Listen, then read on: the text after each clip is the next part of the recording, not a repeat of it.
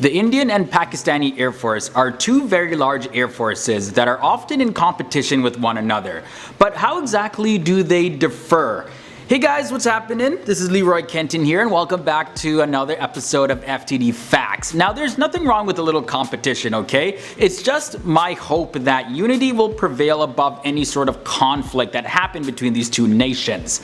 Nevertheless, here are 10 differences between the Indian Air Force and the Pakistani Air Force. And also be sure to watch till the end all the way down to number 1. You don't want to miss any of these.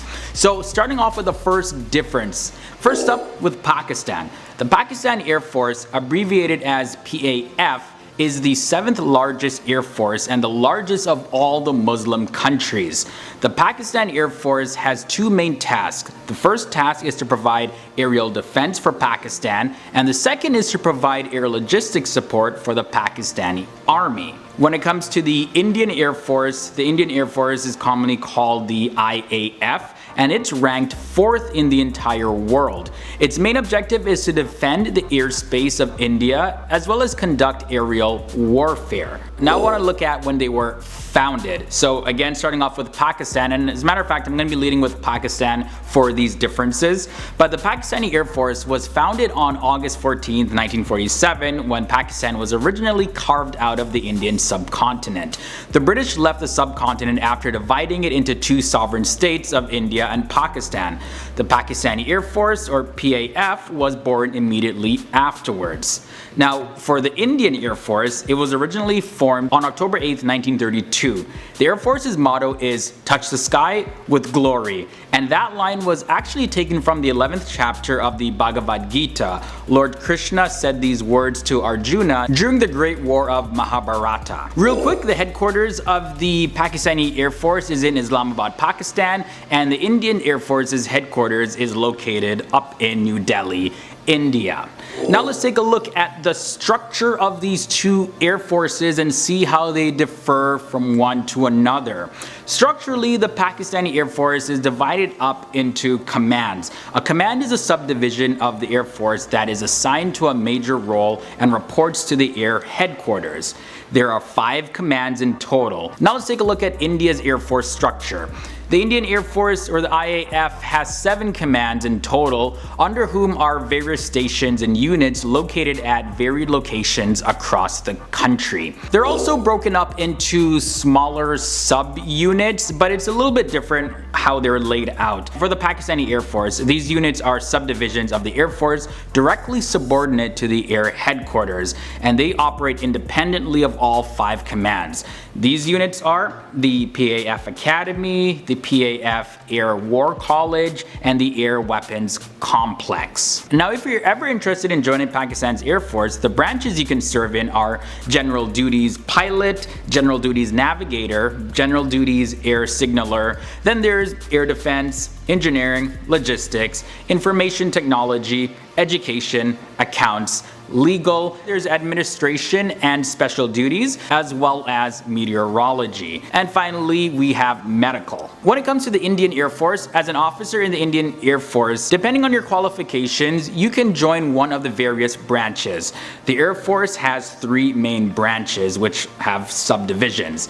First one is the Flying Branch. Then the next branch is the Ground Duty Technical Branch, and that's broken up into mechanical as well as electronics. Following that, we have the third branch, and that is the Ground Duty Non-Technical Branch. The next difference I want to take a look at is the difference in air power. Let's see how these nations stack up side by side when we look at their air power. So Pakistan, they have a total aircraft strength of 1,342.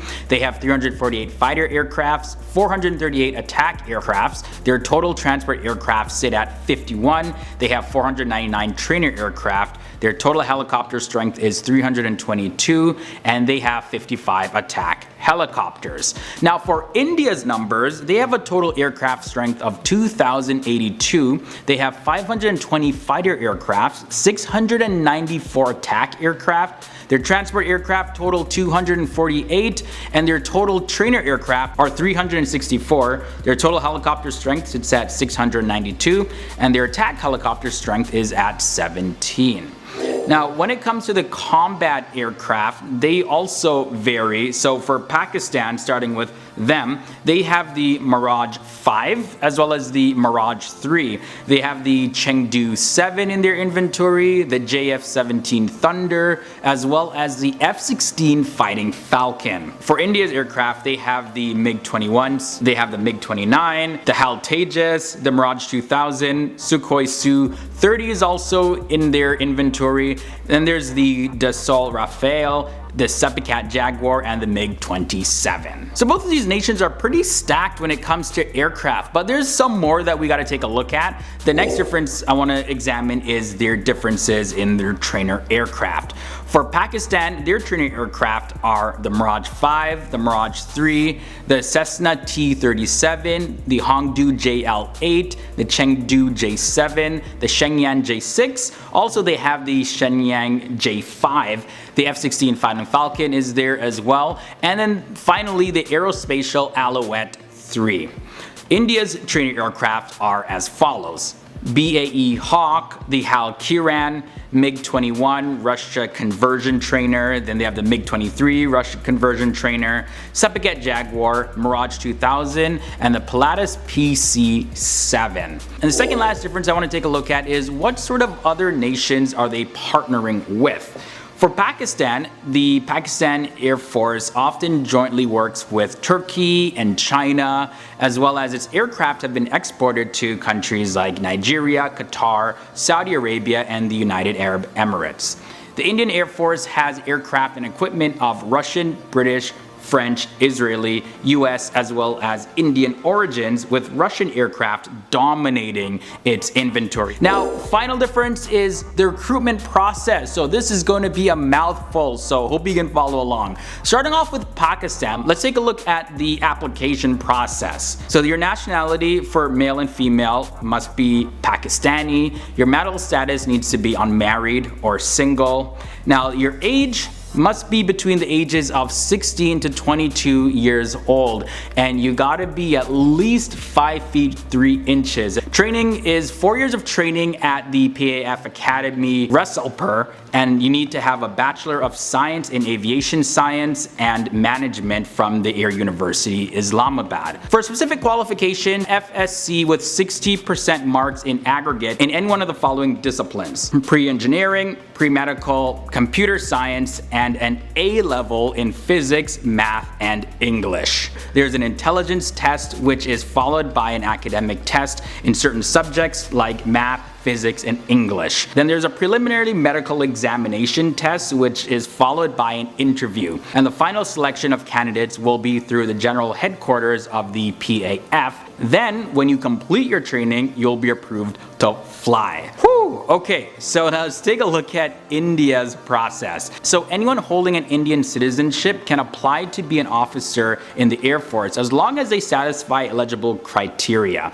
There are 4 entry points to become an officer. Male applicants who are between the ages of 16 and a half and 19 years old and have graduated high school can apply at the intermediate level. Male and female applicants who have graduated from college from a 3-year course at least and are between the ages of 18 and 28 can apply at the graduate level.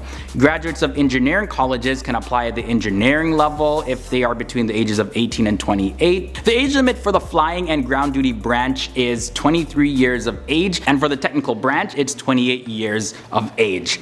After completing a master's degree, men and women between the ages of 18 and 28 years old can apply at the postgraduate level. Postgraduate applicants do not qualify for the flying branch. For the technical branch, the age limit is 28 years old, and for the ground duty branch, it's 25 years old. At the time of application, all applicants below ages 25 years of age must be single. The Indian Air Force selects candidates for officer training from these applicants. After the completion of training, a candidate is commissioned as a flying officer.